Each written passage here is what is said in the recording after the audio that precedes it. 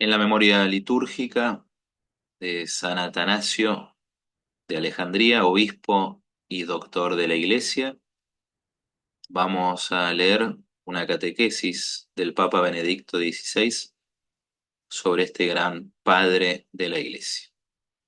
Esta catequesis tuvo lugar el 20 de junio del año 2007 y dice así: Queridos hermanos y hermanas, continuando nuestro recorrido por los grandes maestros de la Iglesia antigua, centremos hoy nuestra atención en San Atanasio de Alejandría. Solo algunos años después de su muerte, este auténtico protagonista de la tradición cristiana ya era aclamado como columna de la Iglesia por Gregorio Nacianceno, gran teólogo y obispo de Constantinopla, y siempre ha sido considerado como un modelo de ortodoxia tanto en Oriente como en Occidente.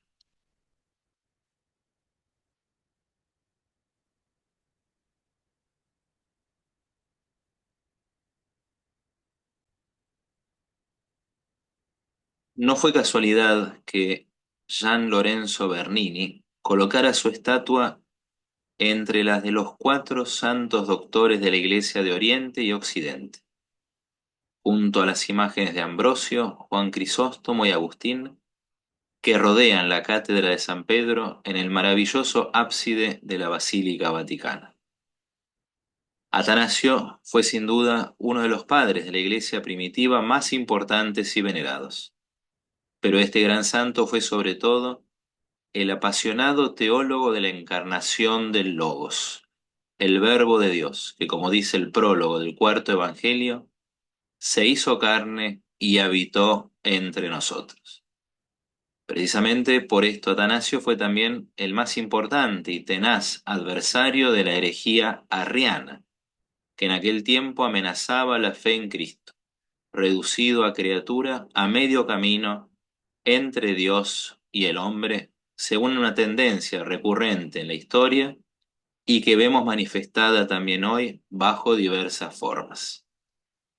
Con toda probabilidad, Atanasio nació en Alejandría, Egipto, alrededor del año 300 después de Cristo. Recibió una buena educación antes de convertirse en diácono y secretario del obispo de Alejandría, la gran metrópoli egipcia. Como estrecho colaborador de su obispo, el joven clérigo participó con él en el Concilio de Nicea, el primer concilio ecuménico convocado por el emperador Constantino en mayo del 325 después de Cristo para asegurar la unidad de la Iglesia. Los padres nicenos pudieron así abordar diversas cuestiones y principalmente el grave problema que había surgido unos años antes a raíz de la predicación del sacerdote alejandrino Arrio. Con su teoría, Arrio amenazó la auténtica fe en Cristo, declarando que el Logos no era un Dios verdadero, sino un Dios creado, una criatura a medio camino entre Dios y el hombre, que por lo tanto permanecía eternamente inaccesible para nosotros.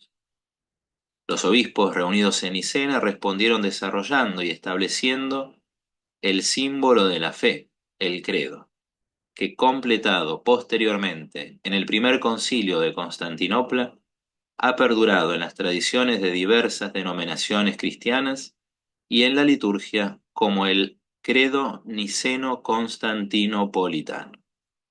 En este texto fundamental, que expresa la fe de la Iglesia indivisa y que también recitamos hoy cada domingo en la celebración eucarística, aparece el término griego homusios, en latín consubstantialis. Significa que el Hijo, el Logos, es de la misma sustancia que el Padre, que es Dios de Dios, es su sustancia.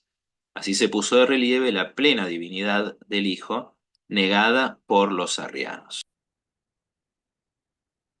En el año 328, tras la muerte del obispo Alejandro, Atanasio lo sucedió como obispo de Alejandría.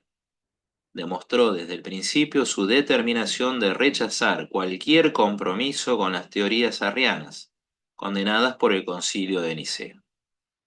Su intransigencia tenaz y, si es necesario, a veces dura, contra quienes se oponían a su nombramiento episcopal y especialmente contra los adversarios del credo niceno, provocó la implacable hostilidad de los arrianos y filoarrianos.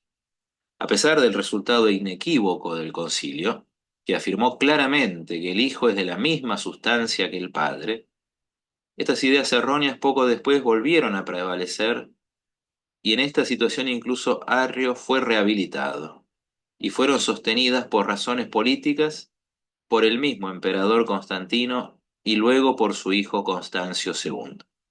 Además, Constantino, que no estaba tanto preocupado por la verdad teológica, sino más bien por la unidad del imperio y sus problemas políticos, deseaba politizar la fe, haciéndola más accesible, en su opinión, a todos sus súbditos en todo el imperio.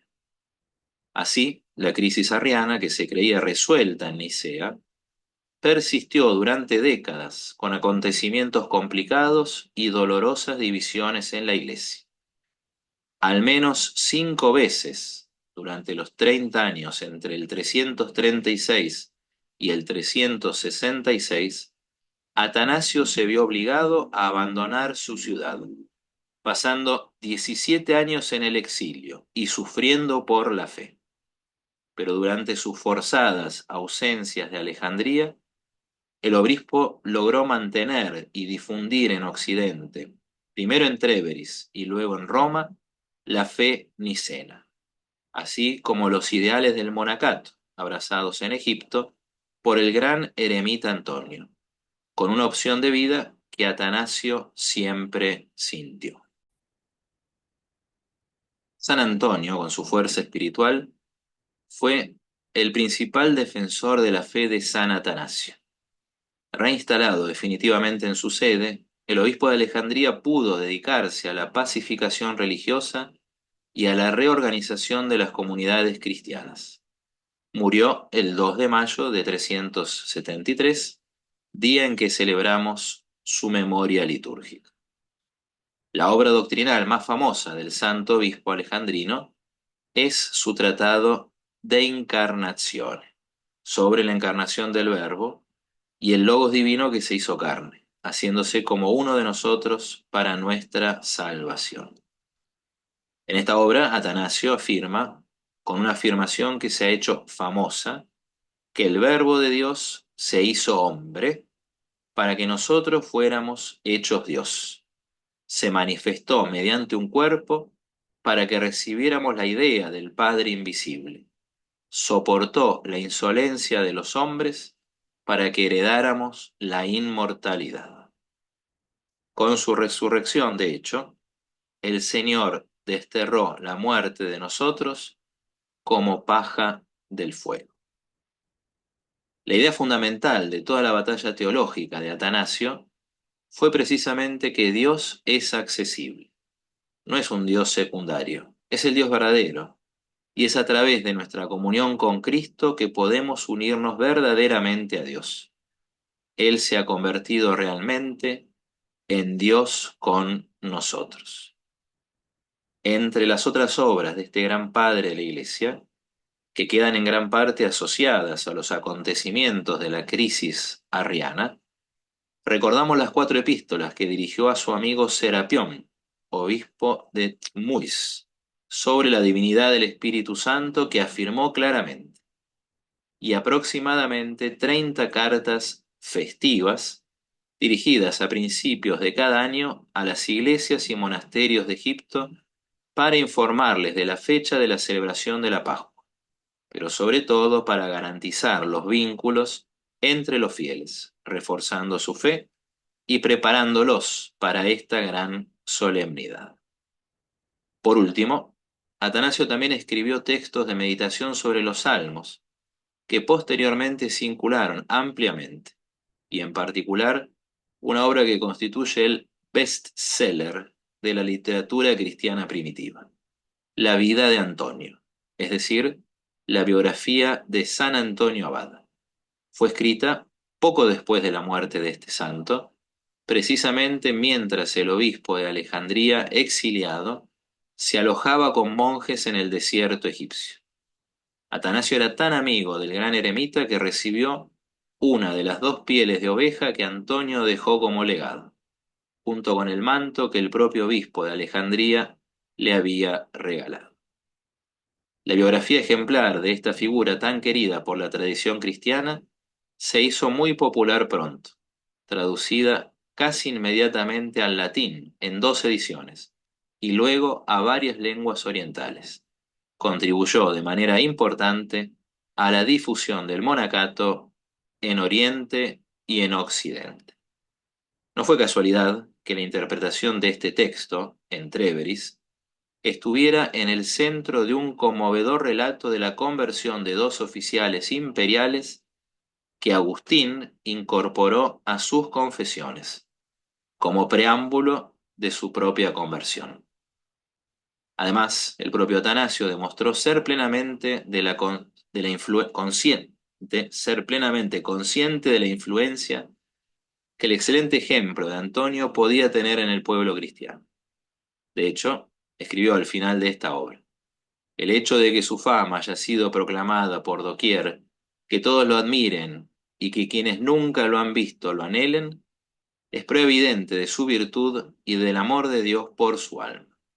Pues Antonio no fue famoso por sus escritos, ni por la sabiduría mundana, ni por arte alguno, sino únicamente por su piedad hacia Dios. Que este fue un don de Dios, nadie lo negará. ¿De dónde, pues, llegó a España y a la Galia, a Roma y África el hombre que habitaba oculto en una montaña, a menos que fuera Dios, quien lo hace conocer en todas partes, quien también le prometió esto a Antonio al principio? Pues, aunque trabajen en secreto, aunque quieran permanecer en la oscuridad, el Señor los muestra como lámparas para iluminar a todos, para que quienes los escuchen sepan así que los preceptos de Dios pueden hacer que los hombres prosperen, y por lo tanto sean celosos en el camino de la virtud. Sí, hermanos y hermanas, tenemos muchas razones para estar agradecidos a San Atanasio.